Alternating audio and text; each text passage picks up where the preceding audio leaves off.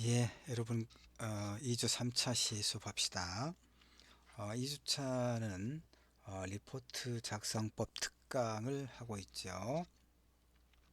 1주차는 가장 기본적인 내용들, 그 다음에 2주차에는 논증적 에세이 쓰기 연습, 그 3주차 이번 수업은 비평문에 대해서 공부를 좀 해보도록 하겠습니다.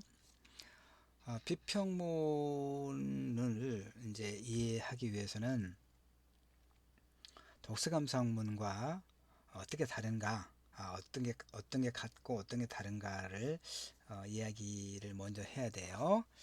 자, 그런데 예, 일단 이제 하여튼 2차 시에는 논증적 에세이, 3차 시에는 비평문, 이렇게 일단 리포트 작성법 특강을 하고 있습니다. 우선 비평문은 이제 문학 텍스트, 문학 작품을 분석한 다음에 그걸 평가하는 글이에요. 그러니까 독서 감상문은 책을 읽고 감상, 그야말로 느낌이잖아요. 그 읽었던 책의 주요 내용을 간추린 다음에 그것의 주제의식이 무엇인가를 해석을 하고, 그리고 그거 관련된 자신의 느낌을 정리하는 게 보통 독서감상문, 독후감이라고 하죠. 그럼 이제 비평문은 뭐냐? 평가하는 거죠. 이 문학 작품이 어떤 내용과 주제를 가지고 있는데 이것이 우리의 삶에, 또 오늘 우리 당대의 어떤 우리의 삶에 어떤 의미와 가치가 있는가를 나름대로 어떤 평가하는 것, 이게 비평문이에요. 그래서 이제 그럼 독후감하고 비평문하고 유사한 것, 같은 건 뭐였어요? 일단 뭐 어떤 책을 읽고, 대체로 이제 문학 작품이라고 합시다.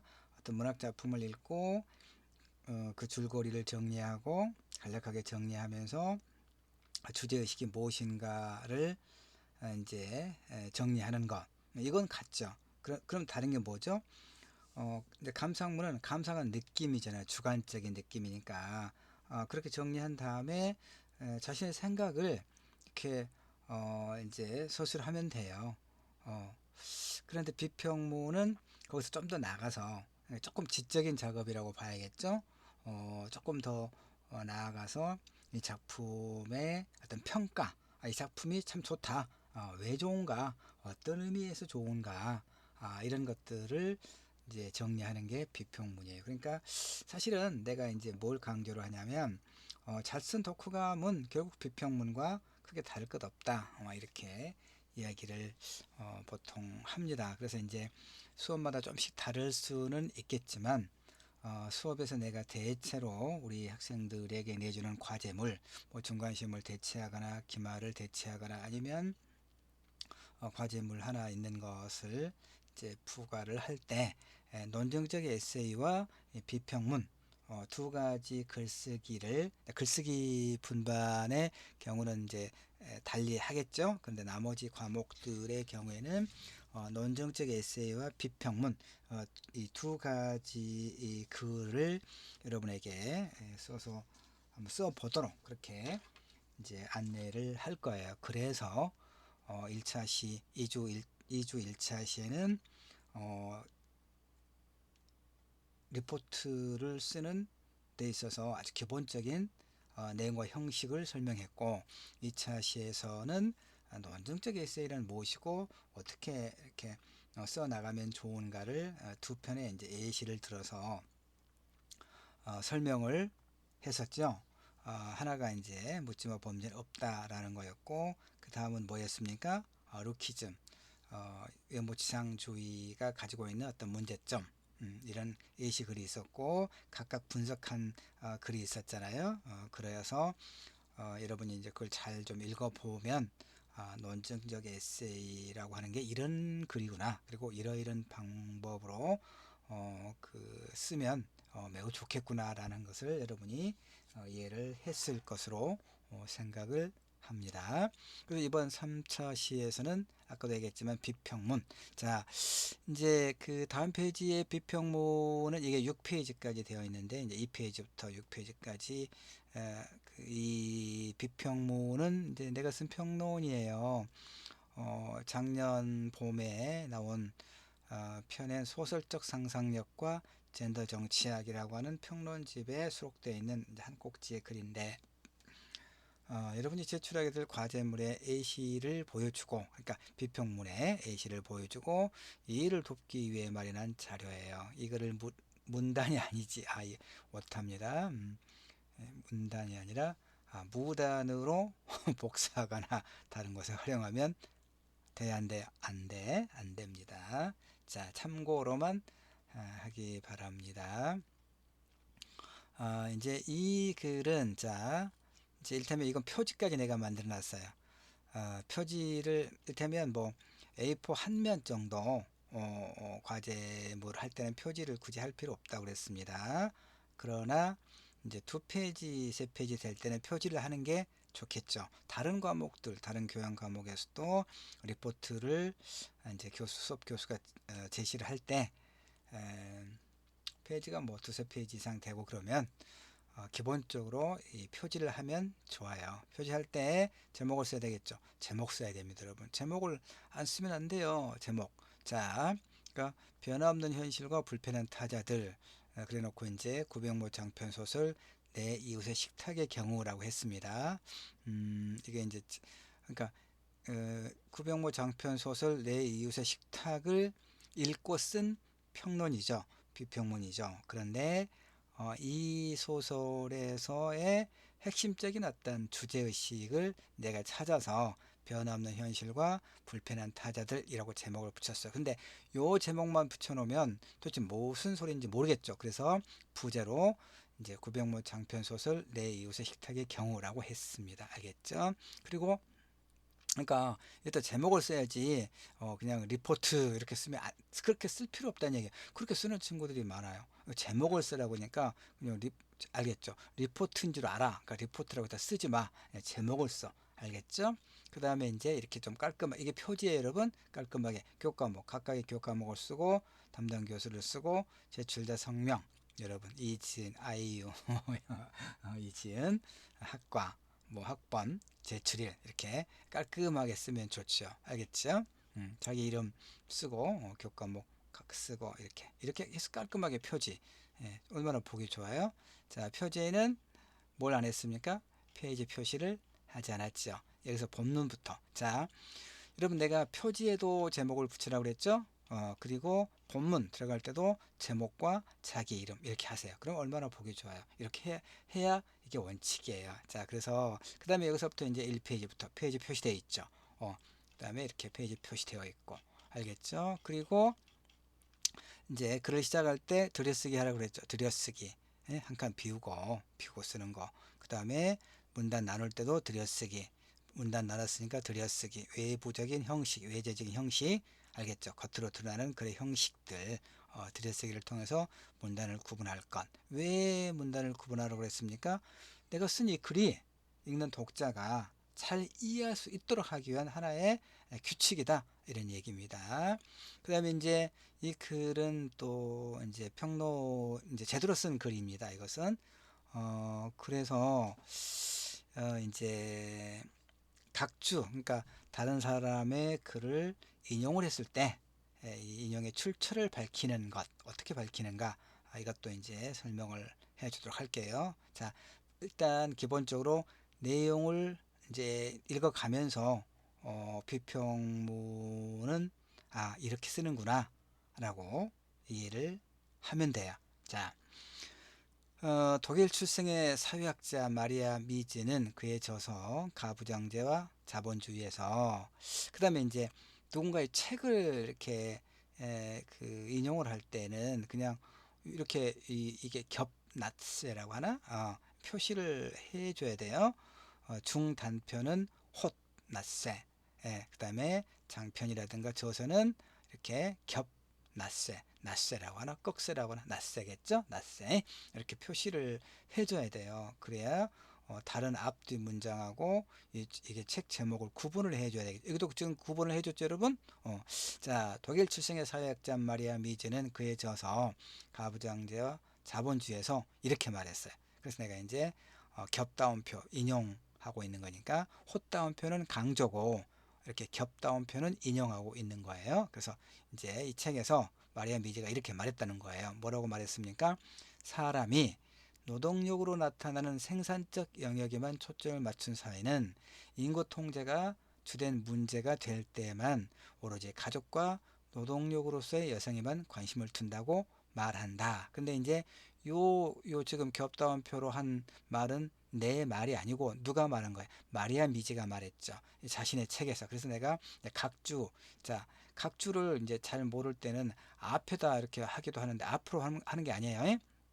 라고 말한다 하고 피어리어드 마침표 찍은 다음에 각주 이렇게 하면 밑에가 이제 각주 표시가 딱 되죠. 그래서 각주를 이제 출처, 인용의 출처를 이렇게 각주로 표시할 때 어떻게 하냐면, 자, 글쓴이 마리아 미즈죠. 글쓴이, 그리고 쉼표. 그 다음에 이제 이 마리아 미즈가 이 말을 어디에서 했어요? 이 책에서 가부장제와 자본주의. 그 다음에 쉼표. 근데 이제 이건 외국 책이니까 누가 번역을 했겠죠. 그래서 최재인 옮김, 번역한 사람 옮김. 그리고 이 책을 이제 출판한, 옮겨서 이제 번역해서 출판한 우리나라 그 출판사가 있겠죠. 출판사 이름 갈무리. 언제 출판했느냐? 2017년도. 그러니까 자, 쉼표, 쉼표, 쉼표, 쉼표, 쉼표. 그 다음에 이제 이 책에서 이 문장이 몇 페이지에 있느냐? 인용한 거, 여성에만 관심을 둔다. 이것은 이 책의 266쪽. 그 다음에 이제 마지막이니까 뭘 항상 피어리어드. 알겠죠? 쉼표, 쉼표. 자, 이 표시 내가 해줄게요.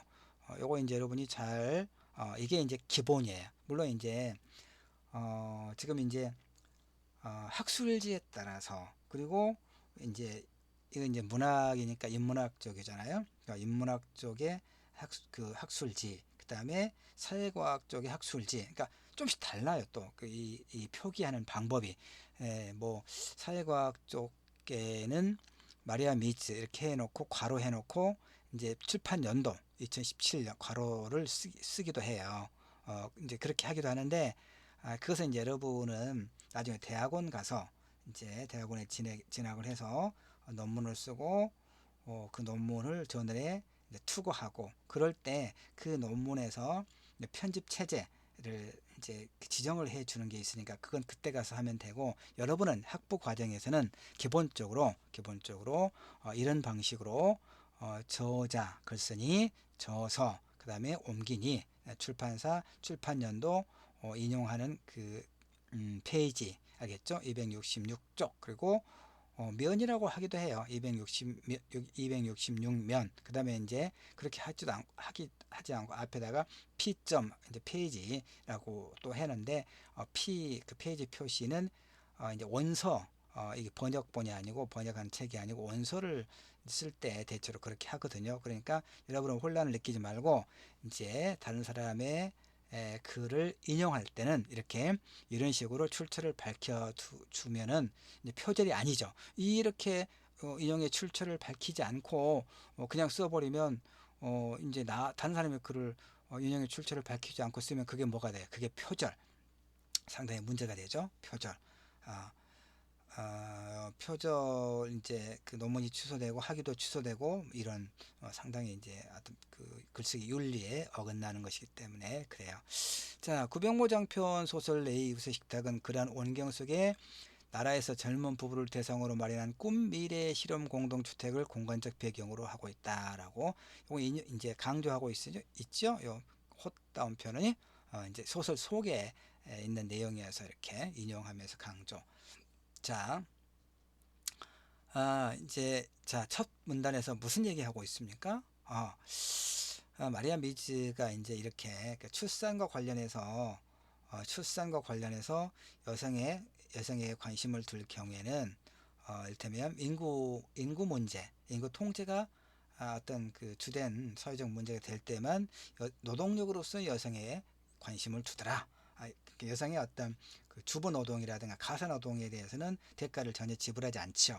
그러면서도 바로 그거죠. 그러면 자연 이제 그 너무 많이 이야기하면 이거 다 설명할 시간이 없어져서 그러긴 한데 어쨌든 어, 시간을 보면서 그래서 이제 이 구병모 장편 소설은 결국은 어떤 얘기냐면 어, 이제 출산율이 굉장히 이제 우리나라가 문제가 되잖아요. 이를테면 그래서 이제 출산율이 문제가 되기 때문에 나라에서 소설에서 그래요. 나라에서 이제 꿈 미래 실험 공동주택이라고 하는 공공주택을 마련해서 매우 이제 저렴한 가격에 그 저렴한 비용으로 입주하도록 이렇게 이제 어떤 자격이 되는 사람들을 골라서 그렇게 이제 그 이름을 꿈미래 실험 공동주택이라고 하는 이제 아파트 공공주택을 만들어서 입주를 하고 거기에 살고 있는 사람들 속에서 어떤 이야기, 사건이 진행이 되는 그런 소설이에요. 근데 이제 이런 공동주택을 마련한 까닭은 뭐냐? 출생률이 굉장히 낮기 때문에 그러죠. 그래서 이제 이 소설에서는 누구에게 이제 꿈미래 실험 공동주택에 입주 자격을 주느냐? 자녀가 이미 1인 이상 있는, 그러면 이제 인구 생산 능력이 증명된 그다음에 만 40세 미만의 한국 국적을 지닌 이성 부부, 동성 부부도 있겠지만 동성 부부는 아이를 낳을 수 없으니까 자 이런 어떤 조건. 그다음에 또 하나가 자녀를 최소한 셋 이상 갖도록 노력하겠다 이런 자필 서약서. 그러니까 워낙 출산율이 낮으니까 이런 어떤 인구 부양책으로 출산을 이제 장려하는 그런 어떤 이제 그 정부 정책을 가지고 이제 공공주택을 상당히 좀 좋은 서울 인근에 좋은 어떤 조건으로 만들었다 이런 얘기예요. 근데 이제 그 제목을 내가 변화없는 현실이라고 했잖아요. 그리고 불편한 타자들. 변화없는 현실은 뭘 말하느냐? 이렇게 아이를 낳은 후에 육아에 대해서는 아무런 대책이 마련되어 있지 않고 오롯이 개인의 몫이에요. 그래서 소설은 그 육아의 어려움, 특히 이제 불가능에 가까운 일과 양육을 전쟁처럼 치러내는 인물들의 일상을 묘사하는데 이제 받쳐주고 있는 그런 소설이에요. 그래서 이제 서효진이라고 하는 이제 소설 내 인물은 하여튼 뭐 상세히 여러분이 읽어보도록 하고요. 하여튼 이런 해서 이제 뭐 편의시설 하나 없는 이제 이런 12세대 규모의 작은 아파트 꿈미래 실험 공동주택 그래서 상당히 좀 깨끗하고 하여튼 이렇게 해서 이제 뭐 한 모든 네 가구의 사람들이 이웃이 돼서 이제 이 소설이 시작되는 거예요. 자, 그 다음에 또 하나 이제 어, 변함없는 현실이라고 하는 그걸 말한 거예요. 그 독박 육아와 같은 그런 어떤 일과 육아를 병행해야 되는 그런 정말 어려운 문제. 남자인 내가 이 소설 읽어도 정말 그게 얼마나 어렵겠구나 하고 피부로 닿을 만큼 상당히 이제 잘 묘사되고 있어 이야기가. 그다음에 또 하나 불편한 타자는 뭐냐? 이제 그 다음 문제는 뭐냐면 이제 서효진과 신재강이 의도치 않게 자 이제 서효진 이제 여성이거든요. 신재강은 이웃집 남자예요. 근데 이제 어쨌든 이 서효진은 이제 약국에 그 근무하는 약사는 아니고요. 육촌 언니가 약사고 이제 서효진은 뭐 알바 형태로 가서 일을 도와주고 있는데 어쨌든 그렇게 약국으로 출근하고 신재강도 이제 출근하고 그러는데 이웃집 남자 신재강이 차가 접촉사고로 이제 공장에 좀 들어가야 돼요. 그러니까 출근하면서 이제 신재강이 서효진의 그 낡은 승용차 옆자리에 앉아서 40분이나 달려하는 이제 그런 어떤 그 카풀을 의도치 않게 해야 되는 그런 상황이 돼요.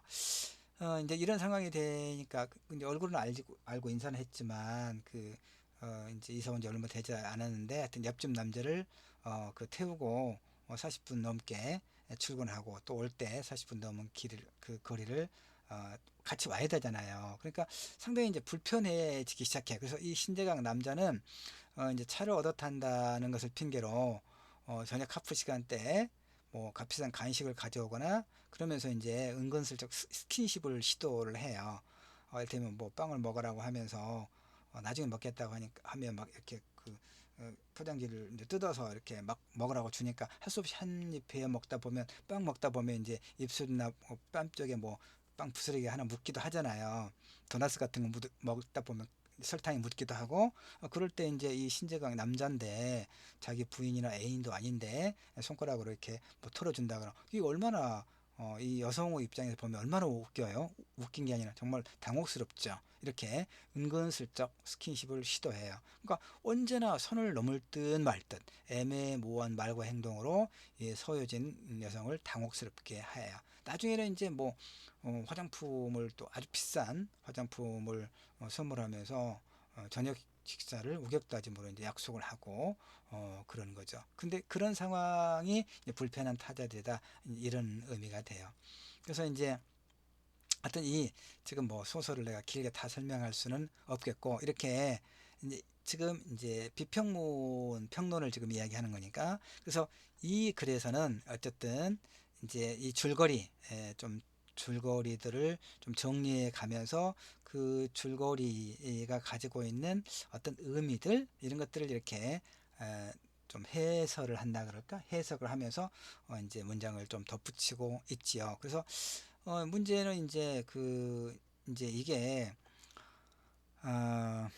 그다음에 또 하나 이제 공동생활에서 불가피하게 마주하게 되는 이웃과의 피곤한 관계. 그러니까 이제 그 꿈미래 실험 공동주택에서 지금 네 가구가 살고 있잖아요. 현재 이 소설에서. 근데 이제 어디나 뭐 그렇겠지만 그냥 스스로 자기가 그 리더 역할을 하는 그런 인물이 있잖아요. 홍단이라고 하는 이제 마을의 부녀회장 노릇을 하는 홍단이가 있고 그 마을의 재활용용품 수거 촬영에 왔을 때 당번을 맡았던 이제 조효래가 보이지 않으니까 뭐 가서 언성을 높이거나 뭐 이런 이제 이런저런 이제 뭐 갈등이 좀 있고 그래요. 하여튼 이렇게 공동주거 문제도 이렇게 갈등을 빚고 몇 가지 한 뭐 두세 가지 정도의 이 네 가구 인물들 간에 이렇게 그렇게 편하지 않은 어떤 갈등을 겪죠. 자, 뭐 이런저런 이제 이야기가 있습니다. 그러니까 이 지금 평론은 이 이야기, 소설의 이야기를 쭉 따라가면서 중요한 어떤 갈등의 내용들, 그다음에 각각의 인물들의 어떤 특징들, 그들 사이의 어떤 관계망 이런 걸 이제 중심으로, 그러니까 갈등을 중심으로 여러분 이제 소설 구성의 3대 요소라고 하는 게 있죠. 인물과 그렇죠. 인물과 어떤 갈등, 즉 사건, 그리고 그것이 일어나는 배경, 그러니까 인물과 갈등과 즉 사건과 배경 이것이 소설 구성의 세 가지 요소가 되는 거잖아요. 그러니까 이 소설에서는 이제 네 가구, 그러니까 네 가구 부부니까 다 따지면 8명이고 어쨌든 네 가구의 인물들이 있고 그 다음에 이제 배경은 뭐예요? 그 서울 인근의 꿈미래 실험 공동주택이라고 하는 어떤 배경이 있고 그 다음에 이제 사건들은 뭐 이를테면 카풀을 하면서 남성이 이제 알듯 모를 듯 뭐 그런 어떤 그 은근슬쩍 뭐 어떤 성적인 접촉을 해 오는 것에 대한 어떤 당혹스러움과 불쾌감 이런 게 하나 있고 그 다음에 이제 그 재활용 을 정리하는 데 있어서 그러니까 공동주택 내부의 어떤 규칙이랄까 이런 것과 관련된 하나의 이제 갈등이 하나 있고 그다음에 이제 육아 공동 육아라고 하는 게 이제 아이들 그 집마다 내 집밖에 아니지만 집마다 아이들의 나이도 다르고 성격도 다르고 다 상황이 다른데 공동 육아 하자라고 누가 제안을 하니까 그걸 안 하겠다고 할 수도 없고 그래서 공동 육아를 하면서 발생하는 그 피곤한 어떤 관계들 이런 것들이 이제 이 사건의 주된 갈등이 돼요. 몇 가지가 한 세 가지 정도가 물론 이제 부부간에 얼마간에 또 갈등도 있는 것이고 그러니까 이런 갈등을 축으로 이제 이야기를 이렇게 정리를 하고 있는 거죠. 압축해서 정리를 하고 있습니다. 그러면서 예 그리고 이제 그렇게 하고 있고요. 그래서 이제 좀 여기 마지막 정도만 봅시다. 내용보다는 이제 어떻게 그 문학 평론, 비평문을 어떻게 쓸 것인가를 좀 일러주는 것이 더 중요하니까 내용은 여러분 읽어보면 될 거고요. 자, 정리를 하면 이 구병모는 남성 작가일까요? 여성 작가일까요? 여성 작가입니다. 구병모 구병모 장편 소설 내 이웃의 식탁의 경우에, 자, 남자들은 이제 페미니즘, 최근에 페미니즘 그 소설들의 좀 일정한 어떤 편향, 일정한 패턴이랄까 이런 게 있는데요. 여기서 이제 이웃의 식탁에서 남자들 어떻게 이제 좀 그리고 있냐면, 이웃집 여자에게 치근대는 신재강의 경우에, 그 다음에 경제적으로 완전히 무능한 경우, 아니라도 보잘것없는 어떤 상황, 이렇게. 대신에 여성 인물들은 이 공동주택의 질서를 유지하고 공동육아를 계획해서 실행에 옮기거나, 남편을 대신해 생활비를 벌어오거나, 아이를 돌보면서 그림책 사파를 그리거나, SNS를 통해 중고물품을 거래하는 등의 보다 적극적인 삶을 꾸려가는 것으로. 그러니까 이 소설에서 남성들은 좀 찌질해. 찌질하거나 무능하거나, 여성들은 어쨌든 일과 그 양육을 병행하면서 굉장히 이제 자신들의 삶을 긍정적으로 만들어 나가기 위해서 상당한 이제 어떤 뭐 그런 어떤 긍정성을 보여요. 그런데 그래서 이제 이 소설의 경우 결국은 이런 그 자본의 지배가 관철된 그런 사회, 무한 경쟁을 통한 이윤의 실현 이외에 사회를, 하여튼 뭐 이런 어떤 그러니까 하나의 우리 사회, 이 꿈미래 실현 공동주택이라고 하는 이 가상의 공간은 우리 사회 축소판이라고 할 수 있어요. 그래서 이제 뭐 이런 생존에 종속된 그런 노예의 삶에서 사실은 여성이나 남성이나 자유할 수 없다. 이것을 정확하게 잘 이해하고 있고 그걸 잘 이제 그려내는 것. 이것이 이제 이 소설의 장점이다. 그러니까 이게 뭐냐면 제일 마지막에 지금 이 결론 부분은 결론 뭡니까? 여기서 이제 전체적으로 앞부분에서 다뤘던 이 소설의 주된 어떤 갈등 구조, 그다음에 인물의 형상화를 이제 간략하게 언급하면서 이 소설이 가지고 있는 어떤 의의 가치 평가를 하고 있는 거죠. 예, 이렇게 이제 되어 있어요. 아, 그 어쩌면 조금 걱정이 되는 게, 여러분에게 비평문을, 그러니까 지금 한 편의 평론을 보여주었는데, 여러분에게 비평문을 이렇게 써라라고 요구하진 않을 거예요. 당연히. 그렇죠? 나는 글을 쓰는데 전문가고, 나는 소설과 평론을 쓰니까, 글을 쓰는데 전문가죠. 작가니까. 그래서, 여러분에게, 학생들에게, 물론 우리 학생들 중에서 나보다 더 글을 잘 쓰는 친구도 있을 수 있어요. 그러나 일반적으로 우리 학생들에게 수업의 과제로 뭐 이런 형태의 글을 써야 된다는 얘기인가 라고 놀라거나 걱정할 필요 없어요. 제대로 된 어떤 비평문 한 편 보여주면서 이렇게 이제 맛보기 하는 거거든요. 그래서 뭐 여러분이 한번 읽어보고 어떤 형태로, 그러니까 다시 정리하면 비평문은 독서 감상문과 크게 다를 것 없다. 이를테면 문학 작품의 줄거리를, 그러니까 이 소설 구성의 세 가지 요소를 참고해서 인물과 사건과 배경을 적절하게 늘 고려하면서 놓치지 않으면서 핵심적인 줄거리를 이렇게 정리해 나가고, 그러면서 이 작가가 이 소설, 이 이야기를 통해서 어떤 문제를 제기하고 있는가를, 소위 말하면 주제의식 내지는 문제의식을 잘 정리하고, 그러면서 이 소설이, 이 문학 텍스트가 어떤 의미를 가지고 있는가를 평가하고, 이것이 이제 비평문이거든요. 자, 이 정도만 일단 하고요. 이제 또 내가 여러분에게 이제 개별적이고 구체적인 과제를 내줄 때, 개별적인 과제를 과목마다 내줄 때 매우 구체적으로 또 상세하게 안내를 해줄게요. 알겠죠? 그러면 크게 어려움이 없어요. 이 리포트 작성부 특강에서는 이렇게 되어 있다라고만 여러분이 이해를 하면 돼요. 자, 지난 시간 2차 시에 아이유의 반편지를 조금밖에 못 들어서 한 2분 정도 듣도록 할게요. 자, 음악을 듣고 수업을 마칠게요, 여러분.